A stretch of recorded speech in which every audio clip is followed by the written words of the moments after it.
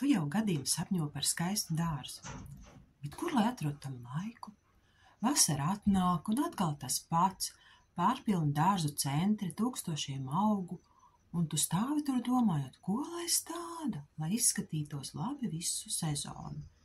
Pavasarī viss ir skaisti, tulpītes, nārcisītes, bet kas notiek jūlijā, augustā, vai doba pārvēršas par haotisku zaļumu bez jebkāda plāna? Lai dārzs būtu skaists, no pavasara līdz rudenim vajadzīgs ne tikai skaists augu salikums, bet arī stratēģija. Lūk viens vienkārši princips, ko izmanto profesionāli ainavu dizaineri – secīgā ziedēšana. Tas nozīmē, ka augi tiek kombinēti tā, lai vieni pārņem stafeti no otriem. Pavasarī sniegarozes, violītes, maipuķītes, vasarā dienziedes, monārdas, anemonas, rudenī ziemasteres, rudbekijas un krāšņās miskantes. Un te vēl viena lieta, kas visu izmaina – pareiza auga izvēle, atbilstoši tavas dobas apstākļiem. Saulē vai ēnā, mitrā vai sausā vietā.